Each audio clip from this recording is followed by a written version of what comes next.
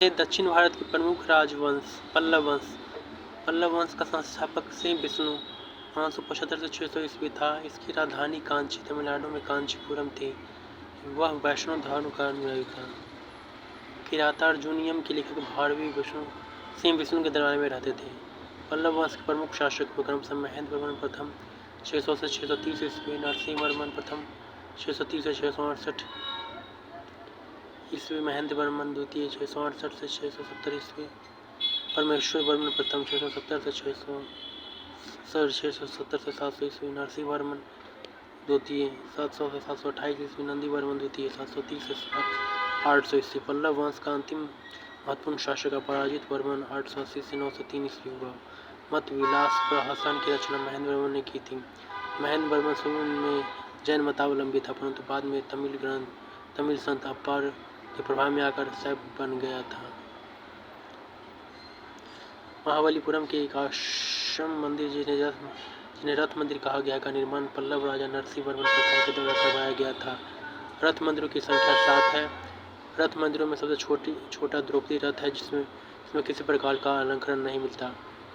मतापी कुंड और महामल की उपाधि नरसिंह वर्मन प्रथम ने धारण की थी। इसी के शासनकाल में चीनी यात्री हुएन त्सांग कांची आया था। परमेश्वर वर्मन प्रथम शैव मतानुयायी था। इसने लोकादित्य, एकमल, रणजय, अत्यंत काम, उग्रदंड, गुणभाजन आदि की उपाधि धारण की। इसने मामल्लपुरम में गणेश मंदिर का निर्माण करवाया था। परमेश्वर वर्मन प्रथम विद्या प्रेमी भी था और उसने विद्या विनीत की उपाधि भी ली थी।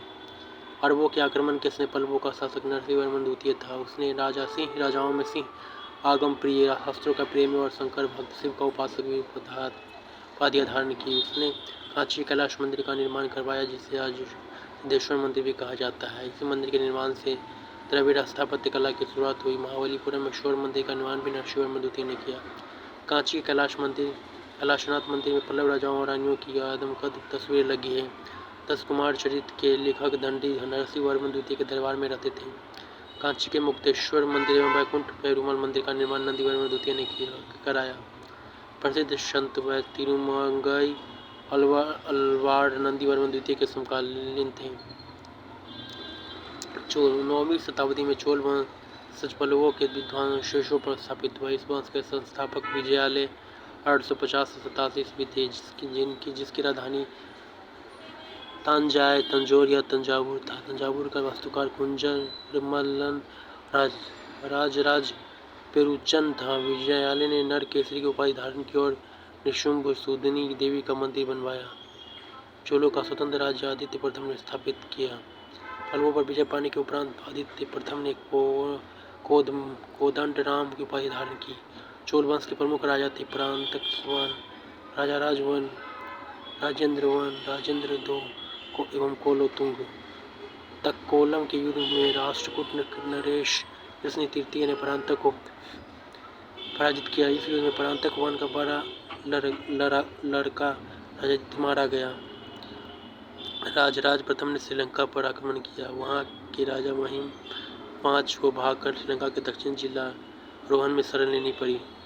राजराज वन श्रीलंका के विविध प्रदेशों को चोल साम्राज्य का एक नया प्रांत मुंडीचोल मंडलम बनाया और पोलनरुवा को इसकी राजधानी बनाया। राजराज वन शैव धर्म का अनुयायी था। इसने तंजौर में राजेश्वर में शिव मंदिर बनवाया। चोल साम्राज्य का सर्वाधिक विस्तार राजेंद्र प्रथम के शासनकाल में हुआ।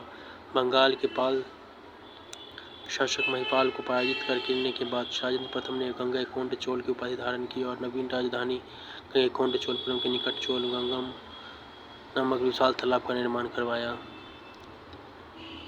चोलकाल में भूमि के प्रकार: वेलन, वागाई, गैर ब्राह्मण, किसान को स्वामी की भूमि, ब्राह्मणों को पार्षद की भूमि, शाला और किसी भी विद्यालय के रखरखाव की भूमि, देवदान या तिरुउन्नमठडकनी मंदिर को पार्षद की भूमि, पल्लीचंदम जैन संस्थानों को दी गई भूमि।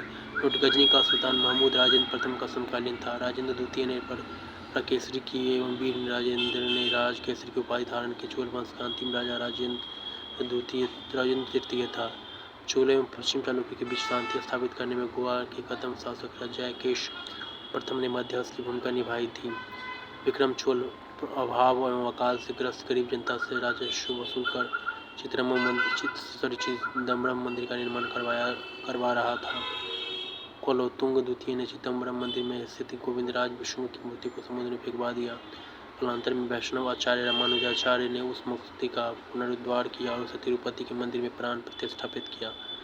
चोल प्रशासन में भाग लेने वाले उच्च पदाधिकारियों को पेरुंदरम एवं निम्न श्रेणी के पदाधिकारियों को शेरुंदरम कहा जाता था। चोलों में कुछ उच्च अधिकारियों को उडन कुट्टम कहा गया, जिसका अर्थ है राजा के पास रहने वाला अधिकारी। संपूर्ण चोल साम्राज्य 6 प्रांतों में विभक्त। प्रांत को मंडलम कहा जाता था। मंडलम कोट्टम नाडु में, नाडु कुर्म में विभक्त था। नाडु की स्थानीय भाषा को नाटुर एवं नगर की स्थानीय भाषा को नगरतार कहा जाता था। बेलाल जाति के धनी व्यक्तियों को केंद्रीय सरकार की देखरेख में नाडु के कामकाज में अच्छा खासा नियंत्रण हासिल था। उनमें से कई धनी स्वामियों को चोल राजाओं के सम्मान के रूप में मूवेद वेलन, 3 राजाओं को अपनी सेवाएं प्रदान करने वाला वेलन या किसान और अय्यार प्रधान सह जैसी उपाधियां दी। उन्हें केंद्र में महत्वपूर्ण राज्य के पद सौंपे। स्थानीय स्वशासन चोल प्रशासन की मुख्य विशेषता थी।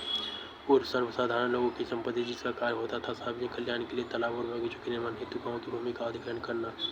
सभा या महासभा मूलतः अग्रहारों और ब्राह्मण बस्तियों की सभा थी, जिसके सदस्यों को पेरुमक्कल कहा जाता था। यह सभा वरियम नाम की संपत्तियों के द्वारा अपने कार्य को संचालित करती थी। सभा की बैठक मंदिर गांव के मंदिर के निकट वृक्ष के नीचे तालाब के नीचे या तालाब के किनारे होती थी। व्यापारियों की सभा को नगरम कहते थे। चोल काल में भूमि का उपज 1/3 भाग हुआ करता था। गांव में कार्य समिति की सदस्यता के लिए जो वेतनभोगी कर्मचारी रखे जाते थे उन्हें मध्यस्थ कहते थे। उत्तर मेरूर अभिलेख के अनुसार सभा की सदस्यता के लिए लोगों को ऐसी भूमि का स्वामी होना चाहिए जहाँ से बुरा राजस्व वसूला जाता है। उनके पास अपना घर होना चाहिए। उनकी उम्र 35 से 70 के बीच होनी चाहिए। उन्हें वेदों का ज्ञान होना चाहिए। उन्हें प्रशासनिक मामलों की अच्छी जानकारी होनी चाहिए और ईमानदार होना चाहिए। यदि कोई पिछले 3 सालों से किसी समिति का सदस्य रहा है तो वह किसी और समिति का सदस्य नहीं बन सकता। जिसने अपने और अपने संबंधियों की खाते जमा नहीं कराया वह चुनाव नहीं लड़ सकता। ब्राह्मणों को दी गई करमुक्त भूमि को चतुर्वेदी मंगलम एवं दान दी गई भूमि को ब्रह्मदेह कहलाती थी। चोल सेना का सबसे संगठित अंग था पदादी सेना। चोल काल में कलजू सोने के सिक्के थे। तमिल कवियों में जयंगोदर प्रसिद्ध कवि थे जो कुलोत्तुंग प्रथम का राजकवि था। उसकी रचना है कलिंग तुर्पर्णी कंबन कुट्टन और पुगलेंदी को तमिल साहित्य का तीर्थ कहा जाता है। पंप पुण्य और एवं वरण कन्नड़ साहित्य के तीर्थ माने जाते हैं। परसी ब्राह्मण ने तंजौर के बृहदेश्वर मंदिर के निर्माण को भारतीय वास्तुकला का निष्कर्ष कहा है। चोलकालीन नटराज प्रतिमा को चोल कला का सांसारिक सार या निचोड़ कहा जाता है। चोल कांस्य प्रतिमा संसार के सबसे उत्कृष्ट कांस्य प्रतिमाओं में गिनी जाती है। शांसी पंडित राजेंद्र प्रथम के गुरु थे। चोल काल 10वीं शताब्दी का सबसे महत्वपूर्ण बंदरगाह कावेरीपट्टनम था। बहुत बड़ा गांव जो एक ही गाय के रूप में विकसित किया जाता था तनियर कहलाता था। उत्तर मेरूर शिलालेख उस सभा संस्था का विस्तृत वर्णन करता है। परांतिक प्रथम के शासनकाल से संबंधित है। चोलों की राजधानी कालक्रम के अनुसार उदयपुर, तंजौर, गंगैकोंड, चोलपुरम एवं कांची। चोल काल में सड़कों की देखभाल बागान समिति करती थी। चोल काल में आम वस्तुओं के आदान प्रदान का आधार धान था। चोल काल के विशाल व्यापारी समूह निम्न थे: कंवलंजियार, नाना दैसी एवं ब्रह्मणी ग्रामम। विष्णु के उपासक अलवार एवं शिव के उपासक नयनार संत कहलाते थे। राष्ट्रकूट वंश का संस्थापक दंती दुर्ग 792 ईस्वी था।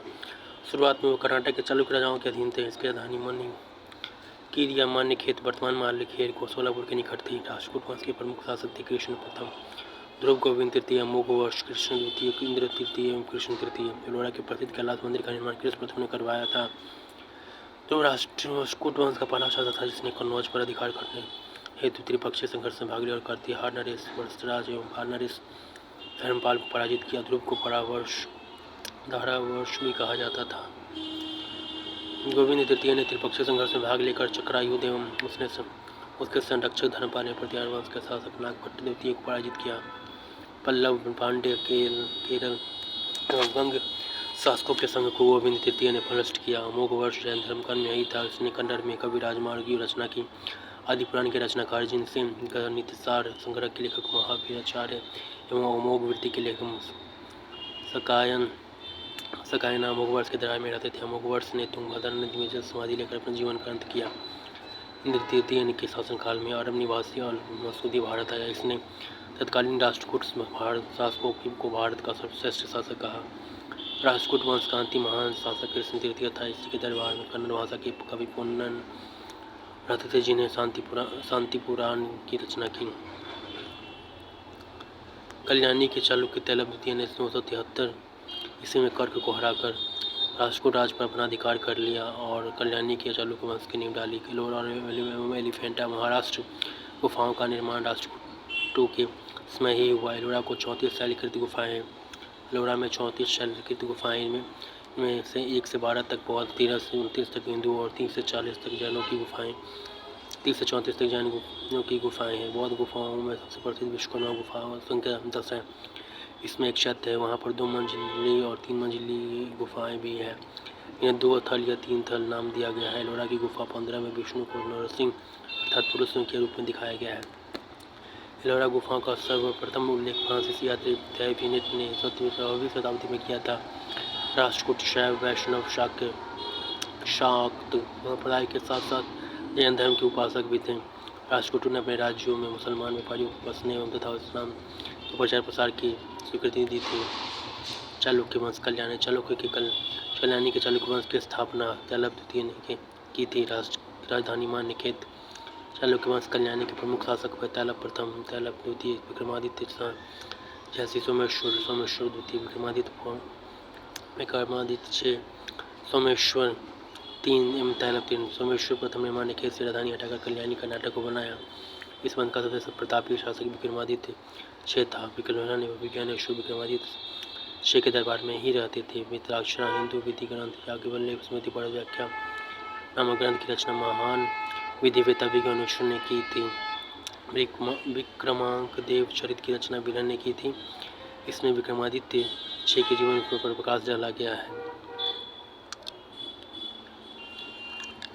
चालुक्य वातापी 86 ने वातापी के चालुक्य वंश की स्थापना की, जिसकी राजधानी वातापी बीजापुर के निकट थी।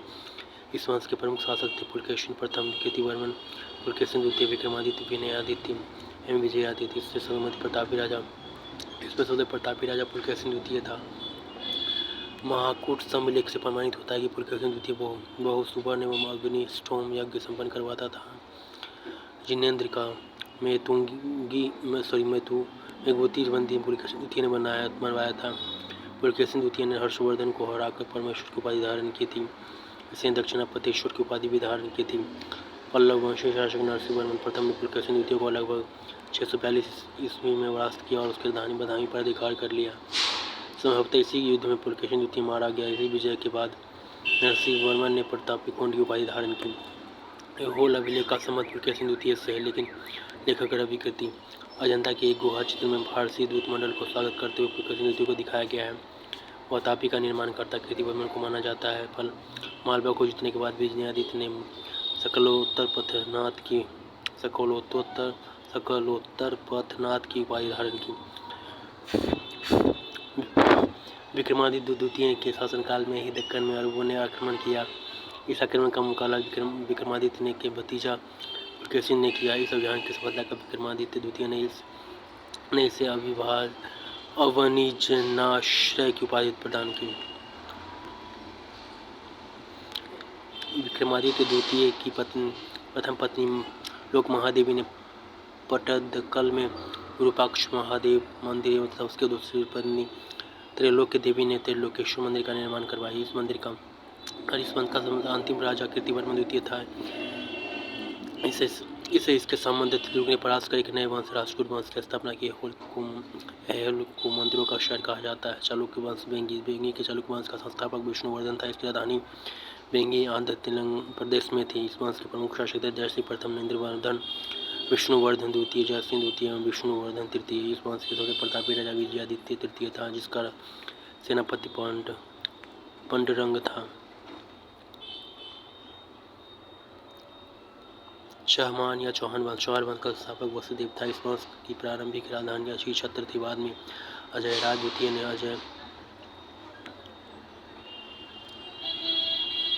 नगर की स्थापना की, उसे राजधानी बनाई। इस वंश का सबसे शक्तिशाली शासक अर्णोराज के पुत्र विग्रहराज चतुर्थ वीरसलदेव 1153 से 1163 हुआ, जिसने हरिकेली नामक नाटक की रचना की। सोमदेव विग्रहराज चौहान के कविराज कवि थे। इन्होंने ललित विग्रहराज नामक नाटक लिखा। 2.5 दिन का झोपड़ा नामक मजसूरों में विग्रहराज चौहान द्वारा निर्मित एक विद्यालय था। पृथ्वी तृतीय इस वंश का अंतिम शासक था। चंद्रवरदाई पृथ्वी तृतीय का राजकवि था, जिसकी रचना पृथ्वीराज राजशो है। रणथंभौर के जैन मंदिर का शिखर पृथ्वीराज तृतीय ने बनाया था। तराइन का प्रथम युद्ध 1191 में हुआ, जिसमें पृथ्वीराज तृतीय की विजय एवं गौरी की हार हुई। तराइन के द्वितीय युद्ध में 1192 में हुआ। तराइन के द्वितीय युद्ध 1192 ईस्वी में हुआ, जिसमें गौरी की विजय हुई थी। पृथ्वी एवं पृथ्वीराज तृतीय की हार हुई। धन्यवाद। Thank you so much. All the best.